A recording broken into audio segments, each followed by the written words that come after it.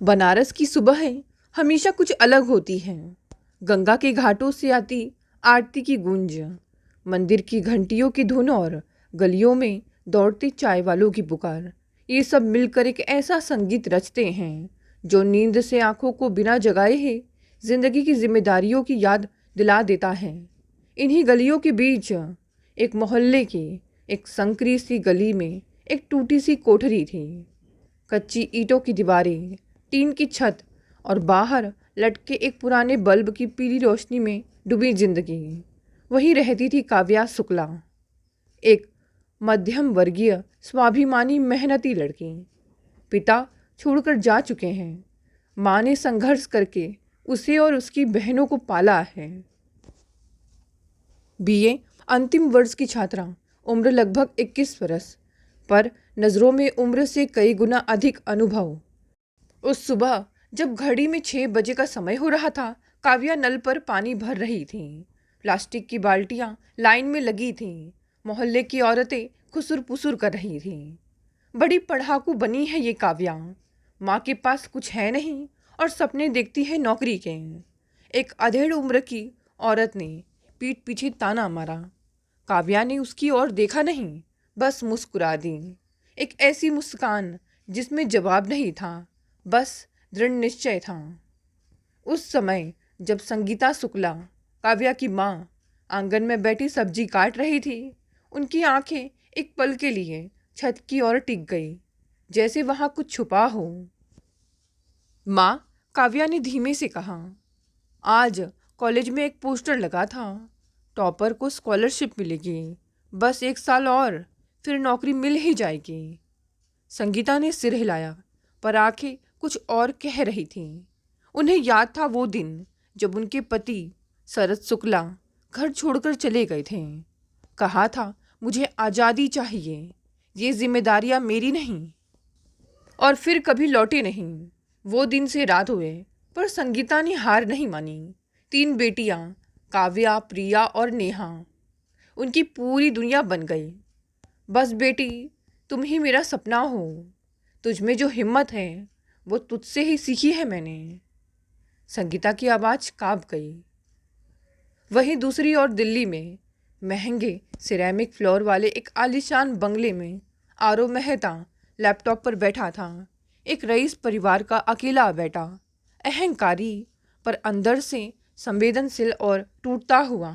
America की university से MBA कर चुका था और अब दिल्ली की एक नामी मल्टीनेशनल कंपनी में काम कर रहा था। पर उसके कमरे में चुप्पी थी। दीवार पर लगी बड़ी सी फैमिली फ़ोटो में वो मुस्कुरा रहा था, पर असल में वो मुस्कान बहुत साल पहले खो चुकी थी। शायद उसी दिन जब उसके पिता ने अपनी जान ले ली थी। माँ सुलेखा मेहता समाज में नामी हस्ती थी, महिलाओं के लिए एनजीओ चलाती थी, पर बेटे से रिश्ता सिर्फ एक औपचारिकता बन चुका था। आरव, शादी के लिए अब मुझसे बहस मत करना।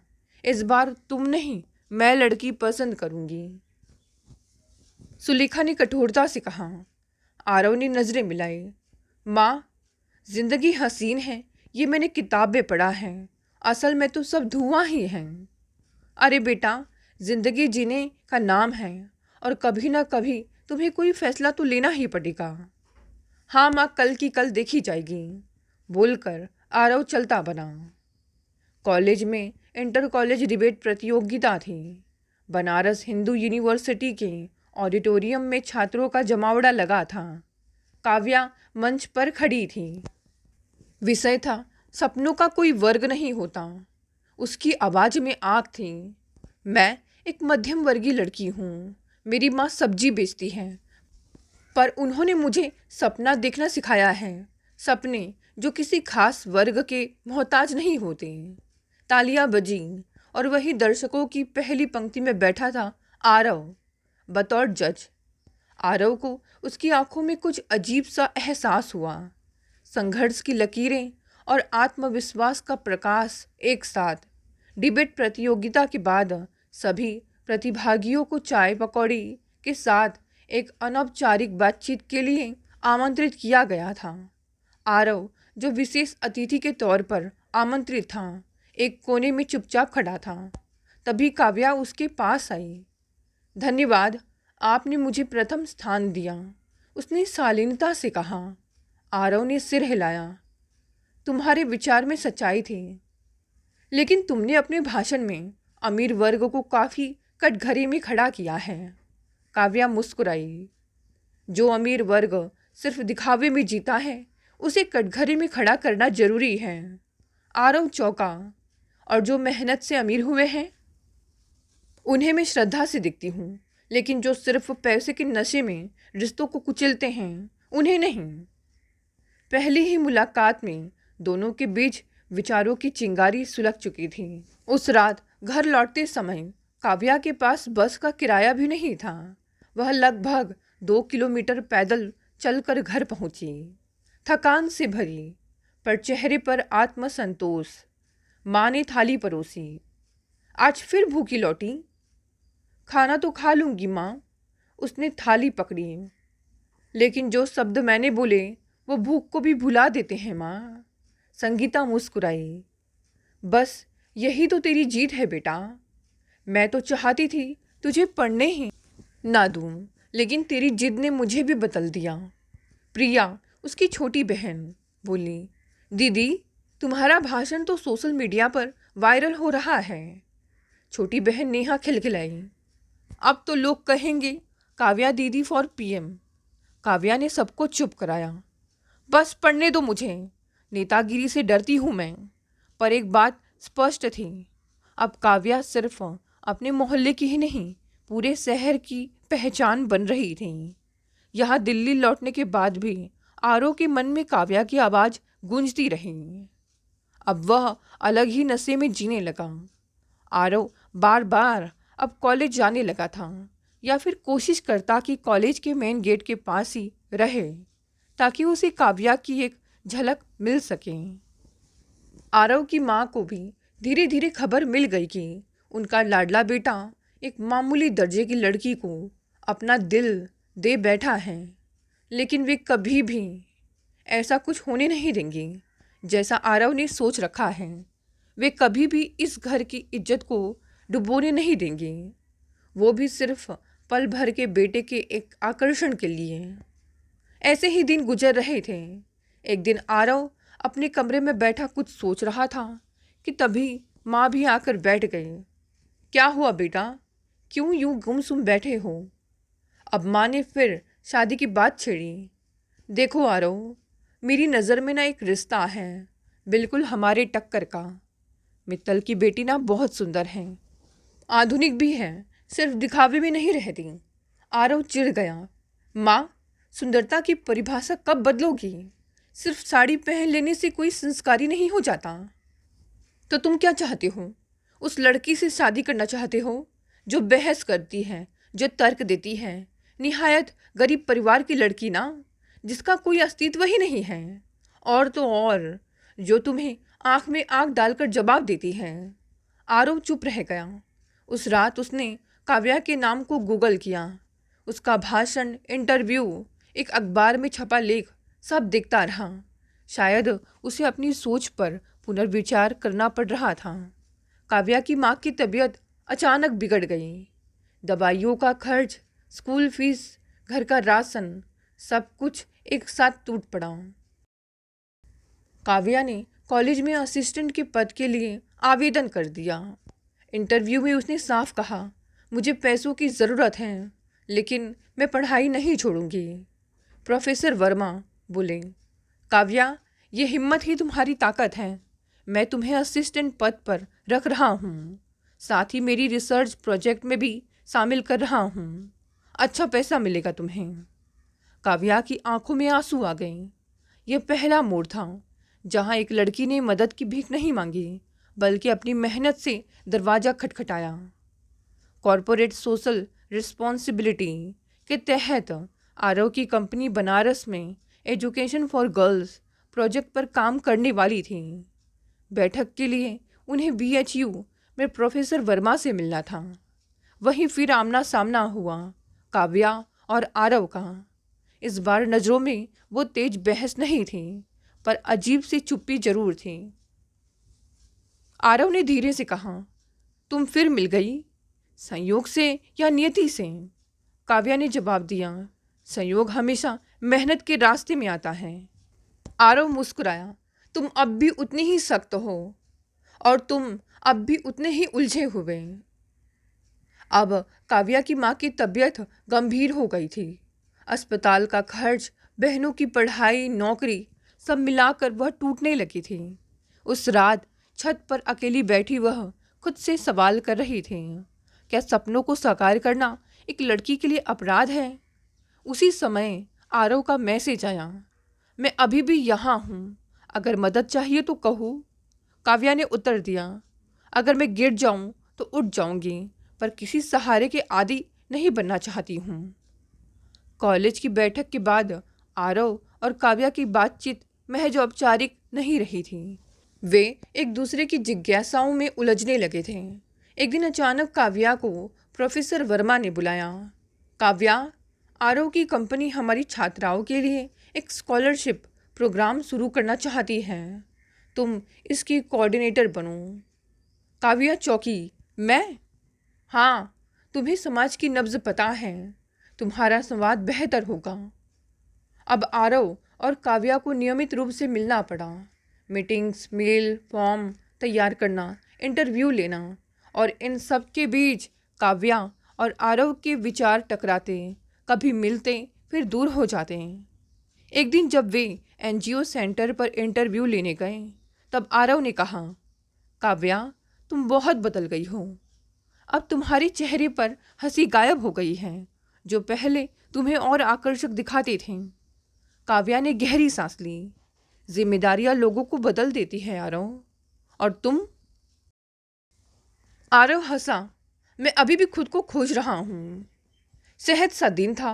दोपहर के वक्त काव्या ने देखा कि कुछ लड़कियां इंटरव्यू के दौरान छूट गई हैं और उनके फॉर्म रिजेक्ट हो चुके हैं। उसने फॉर्म फिर से स्वीकारने का आग्रह किया। आरव ने कहा, नियम तो नियम होते हैं, अगर हम लचीलापन दिखाएंगे तो व्यवस्था ढीली हो जाएगी। यह सब देखकर काव्या का चेहरा सख्त हो गया। नियम इंसानों के लिए बने हैं, इंसान नियमों के लिए नहीं। आरव ने पहली बार अपनी आवाज़ ऊंची की, तुम हमेशा बहस क्यों करती रहती हो? क्या तुम्हारे लिए कोई रास्ता आसान नहीं हो सकता? काव्या ने जवाब दिया, अगर मैं आसान रास्ता चुनती तो किसी अमीर लड़के से शादी करके झूठी मुस्कानें बेच रही होती। आरव का चेहरा स्याह पड़ गया। उस शाम के बाद कुछ दिनों तक दोनों ने एक दूसरे से बात नहीं की। आरव वापस दिल्ली लौट गया। उसकी माँ सुलेखा ने पूछा, किस सोच में डूबे रहते हो आजकल? हाँ, एक लड़की मिली है माँ, जो मेरी हर सोच को चुनौती देती है। तो अब वह मामूली लड़की तुम्हारी पसंद बन गई है? हाँ, माँ की आवाज़ में व्यंग था। नहीं माँ, शायद डर है कि वो मुझे ना पसंद कर दें। तब सुलेखा ने कहा, बेटा कैसी बहकी बहकी बातें कर रहे हो, वो तुम्हारे लायक नहीं है बेटा, समझो मेरी बात, क्यों मुझे दुख देने के पीछे पड़े हो? वैसे भी इस जिंदगी में कौन सा सुख पा लिया मैंने, जो अब तुम मुझे परेशानी में डाल रहे हो? तुम्हें उस लड़की से दूर रहना चाहिए जो तुम्हें कमज़ोर महसूस कराए। तब आरव ने धीमे से कहा, माँ, आप कब से ऐसी बन गई? हाँ, मैं तो आपको अपना आदर्श समझता था, लेकिन शायद मैं गलत था। माँ, वह लड़की वही मुझे मजबूत बना रही है। गुस्से में पैर पटकता आरव घर से बाहर चला गया। उस रात वह घर पर नहीं आया तो सुलेखा बहुत परेशान हो गई। कई बार आरव से संपर्क करने की कोशिश की, लेकिन उसका फ़ोन आउट ऑफ कवरेज बता रहा था। उस रात सुलेखा बहुत रोई। इधर एक दिन काव्या को कॉलेज से एक नोटिस मिला। CSR प्रोग्राम के तहत तुम्हारी नियुक्ति कॉन्ट्रैक्ट पर थी। फंडिंग में कटौती के कारण पद समाप्त किया जा रहा है। वह हतप्रभ रह गई। उसी शाम आरव ने कॉल किया, काव्या, तुम मुझसे नाराज हो क्या? तुम्हारी कंपनी ने मुझे निकाल दिया, क्या यह इत्तेफाक है? उसकी आवाज़ काँप रही थी। क्या? मुझे लगता है कोई गलती हुई होगी। सच कह रहा हूँ, मुझे इसकी कोई जानकारी नहीं थी। मैं अभी बात करता हूँ। अब बात करने से क्या होगा? हाँ, मैं किसी की मेहरबानी पर नहीं जीती थी, ना ही जीऊँगी। और अचानक फ़ोन कट गया। रात के 11 बजे बनारस के एक चाय स्टॉल पर आरव खड़ा था। उसने एक अनजान नंबर से काव्या को मैसेज किया। क्या मैं एक कप चाय का हकदार हूँ? काव्या को गुस्सा आया, पर अगले ही पल वह अपनी चप्पल पहनकर स्टॉल पहुंची। क्या यह तुमसे मिलने का तरीका है? आरव बोला। मैं कुछ समझ नहीं पाया, पर यह जानता हूँ कि तुम्हें खोने का डर मुझे परेशान कर रहा है। कुछ पल खामोशी रही, फिर काव्या ने कहा, देखो आरव, तुम्हारी दुनिया और मेरी दुनिया अलग है। आरव, तुम्हें यह समझ आती क्यों नहीं? लेकिन आसमान तो एक ही है ना। वो पहली रात थी जब दोनों ने एक दूसरे को इंसान की तरह देखा। ना ऊंच नीच, ना वर्ग, ना अहंकार, बस सच्चाई। घर पहुंचकर शायद काव्या भी पिघल चुकी थी आरव के लिए। उसके दिल में अब आरव के लिए थोड़ी सी जगह बन चुकी थी। अगले कुछ दिनों तक आरव ने बनारस में रहकर ही CSR प्रोजेक्ट को फिर से आकार देने की कोशिश की। उसने फॉर्म की शर्तें बदली, लड़कियों की संख्या बढ़ाई और सबसे महत्वपूर्ण, काव्या को फिर से कोऑर्डिनेटर के रूप में नियुक्त किया। काव्या ने ऑफिशियल मेल देखा, आंखें उसकी नम हो गई, पर उसने चेहरे पर कोई भाव नहीं आने दिया। वह प्रोफेसर वर्मा से मिली। मुझे वापस बुलाया गया है सर, पर क्या मैं भावनाओं के साथ पेशेवर रह पाऊंगी? वर्मा जी ने मुस्कुरा कर कहा, जो अपनी भावनाओं को दिशा दे सकता है वही असली लीडर होता है। एक दिन आरव ने काव्या को चाय पर बुलाया। काव्या, उसने कहा, जब पहली बार तुम्हें देखा था तो लगा एक लड़की जो हार मानने से इनकार करती है, आज भी वही लगती हो, पर कुछ थकी थकी सी। तब काव्या ने धीरे से जवाब दिया, जिंदगी ने थकाया है, लोग नहीं। लेकिन हाँ, तुमने मेरी थकान को और बढ़ाया। आरव ने गहरी सांस ली। मैं बदल रहा हूँ काव्या। पहले मैं खुद से लड़ रहा था, अब तुम्हारे सामने खड़ा हूँ, बिना नकाब के। काव्या की आंखों में नमी थी। उसने चुपचाप कहा, तुम्हारा सच बहुत बड़ा है, पर मेरा सच मेरी छोटी दुनिया में सिमटा हुआ है। उस दिन दोनों के बीच का मौन सब कह गया। यहाँ दिल्ली में सुलेखा मेहता ने अपने कुछ दोस्तों को काव्या की गहराई से जांच करने के लिए भेजा। बनारस की गलियों, उसकी माँ के बारे में, उसकी पढ़ाई के बारे में सब कुछ पता करवाया गया। जब रिपोर्ट हाथ में आई, सुलेखा के चेहरे पर चिंता की लकीरें थीं। आरव, तुम्हें ये जानना चाहिए कि वो लड़की कितनी सीमित दुनिया से आती है। हम समाज में हैं, कुछ स्तर होते हैं। आरव ने पहली बार अपनी माँ की बात काटी। माँ, स्तर कभी भी पैसे से तय नहीं होते, सोच से होते हैं, और काव्या की सोच मुझसे कहीं ऊंची है। उसी शाम आरव ने काव्या को घाट पर बुलाया।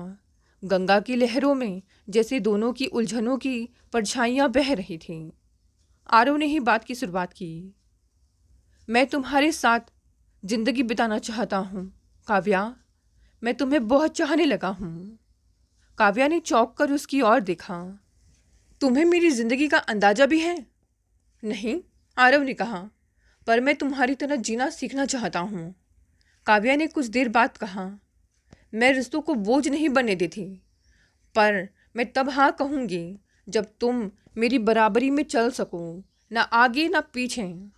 आरव की मुस्कुराहट में ठहराव था। उस दिन के बाद से दोनों के रास्ते जुड़ने लगे, क्योंकि दोनों की मंजिल एक ही थी। बस काव्या ने अपनी फीलिंग्स को अपने भीतर ही समेटे रखा। एक दिन काव्या की माँ की तबीयत फिर बिगड़ी। कुछ दिन उनका इलाज चला, लेकिन तब तक अस्पताल का खर्च बढ़ता गया। आरव को जब इसकी जानकारी हुई तो वह संगीता जी से मिलने आया। आरव मदद करना चाहता था, पर काव्या ने मना किया। मैं किसी के एहसान से नहीं जीना चाहती। लेकिन इस बार संगीता शुक्ला ने कहा, बेटी, मदद को स्वीकार करना कमजोरी नहीं होती। अगर वह इंसान तुम्हें आदर देता है तो उसकी मदद जरूर इज्जत बन जाती है। कुछ ना कह सकी काव्या इस वक्त।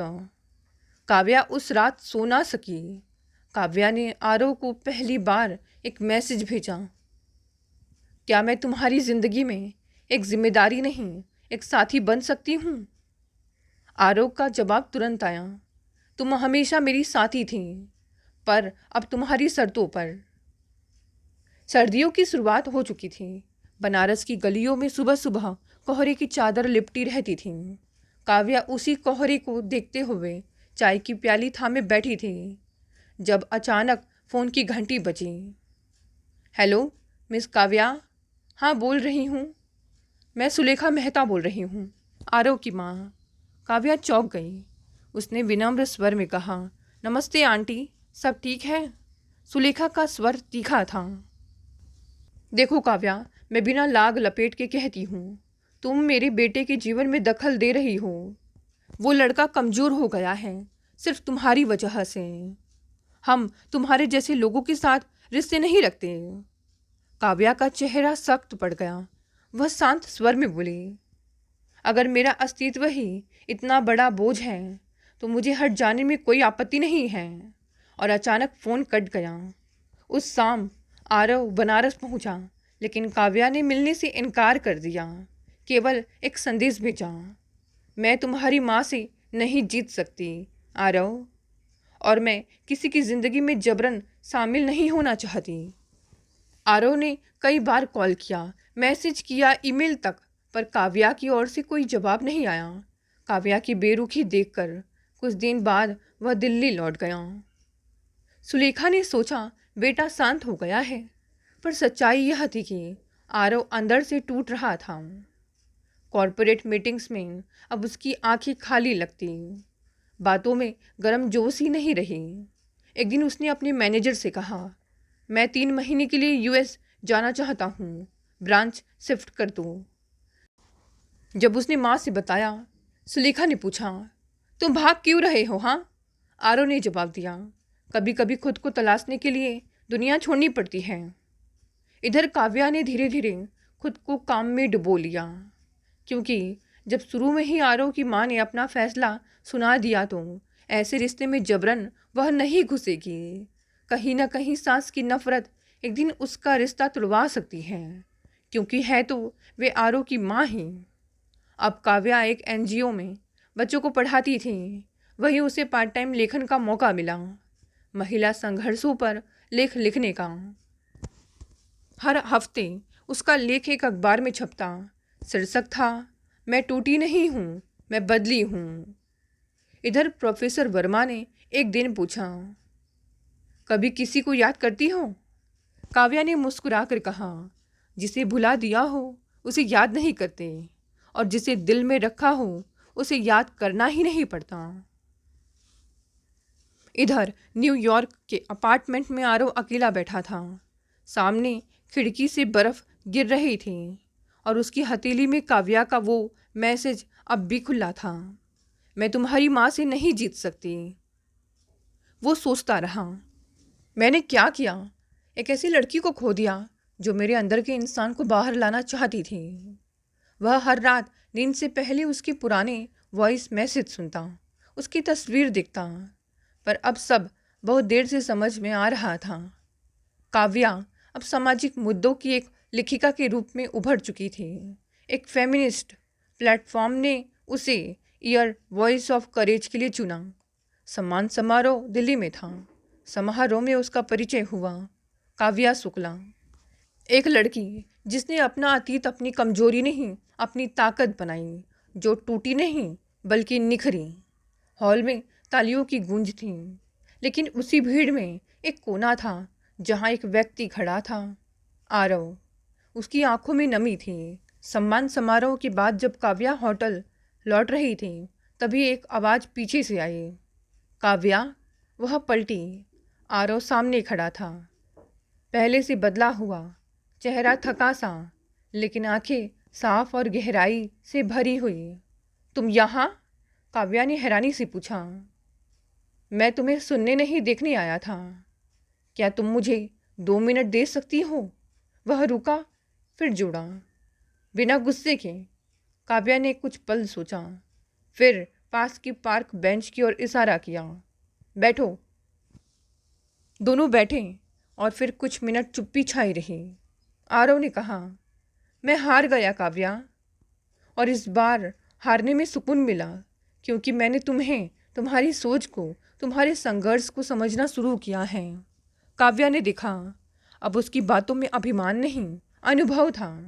जब सुलेखा मेहता को पता चला कि आरव दिल्ली में काव्या से मिला है, उन्होंने चुपचाप उसका इंतज़ार किया। आरव घर भी लौटा तो माँ ने पूछा, क्या वह अब भी उतनी ही कठोर है? आरव ने मुस्कुरा कर कहा, अब वो और भी नरम है।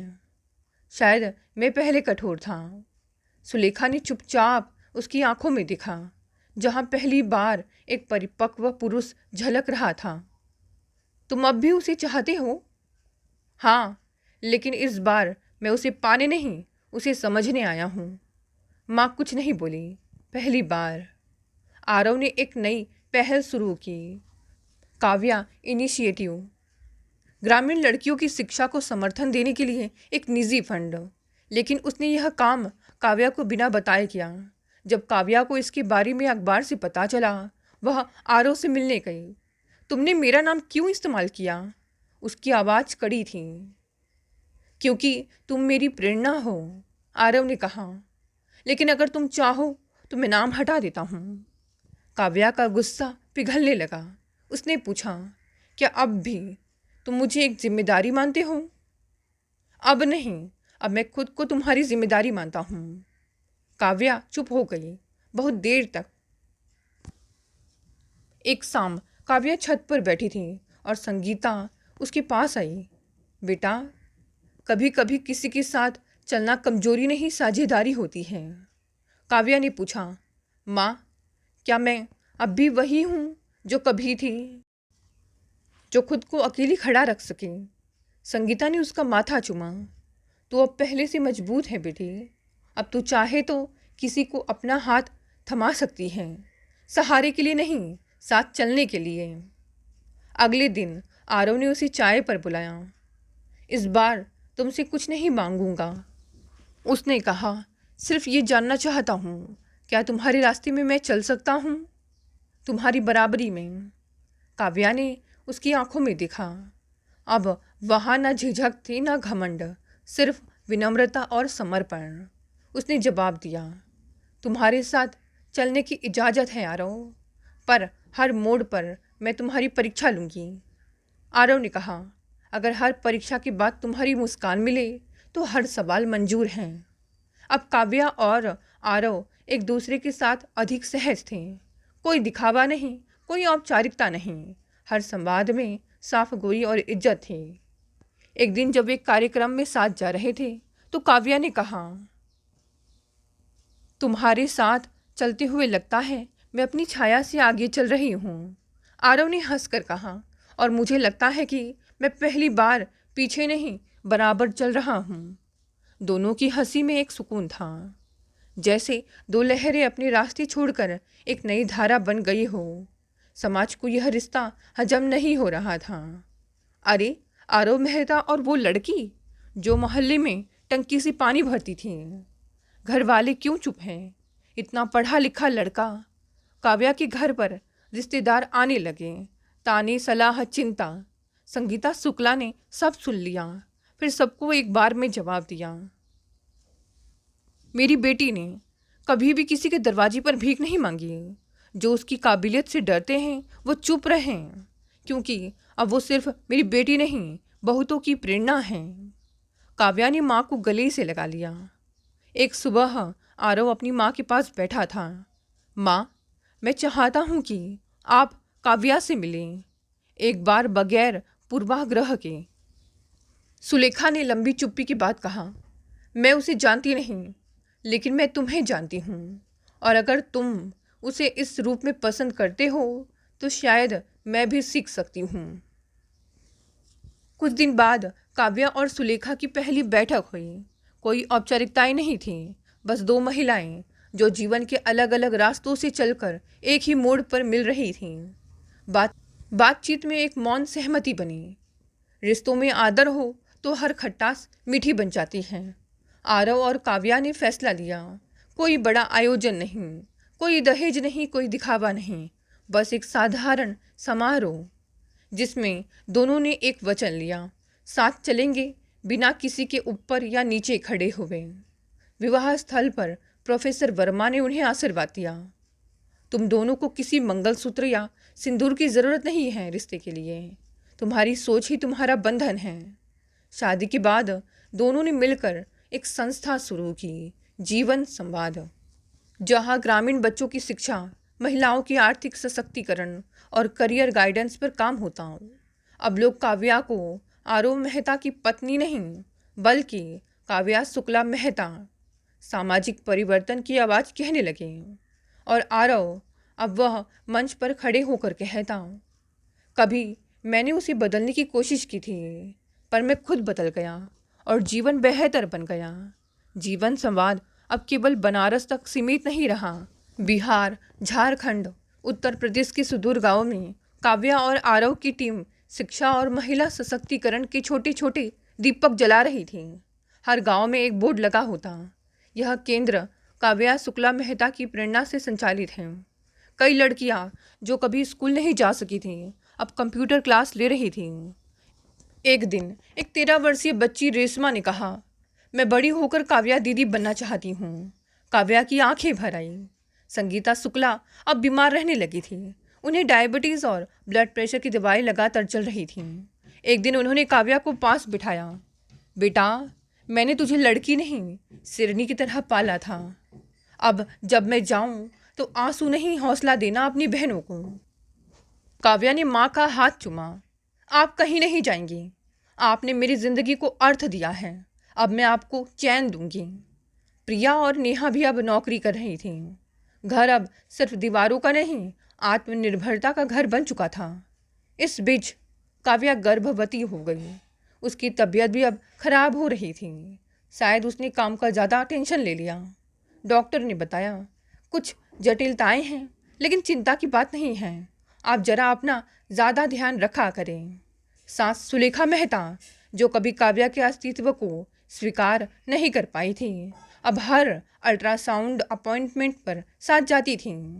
एक दिन उन्होंने काव्या से कहा, तुमने मुझे भी बदल दिया बहू।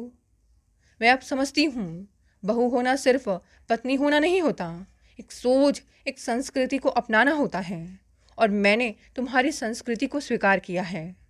काव्या ने उनकी ओर देखा, पहली बार दिल से। काव्या ने एक टेड टॉक में भाषण दिया, हम औरतें अक्सर सोचती हैं कि हमें खुद को साबित करना है, पर असली लड़ाई ये नहीं है कि दुनिया हमें कब समझेगी, बल्कि ये कि हम खुद को कब स्वीकारेंगे। मैं काव्या हूँ। मैंने कभी आदर्श बनने की कोशिश नहीं की, बस सच्ची रही, और यही मेरी ताकत बन गई। तालियां बहुत देर तक गूंजती रही, और सबसे आगे की पंक्ति में बैठे आरव की आंखों में नमी थी। वक्त के साथ काव्या ने एक बेटी को जन्म दिया। उसका नाम रखा गया आस्था। आरव ने बेटी को गोद में उठाया और कहा, अब हमारी कहानी पूरी हुई नहीं, बस एक नई कहानी शुरू हुई है। काव्या मुस्कुराई, हाँ, जिंदगी फिर भी हसीन है। दोस्तों, ये कहानी यहीं समाप्त हो गई। कहानी पसंद आई तो इसे लाइक और शेयर करें। नए हैं तो चैनल को भी सब्सक्राइब कर लें। धन्यवाद दोस्तों, मिलते हैं कल एक नई कहानी से।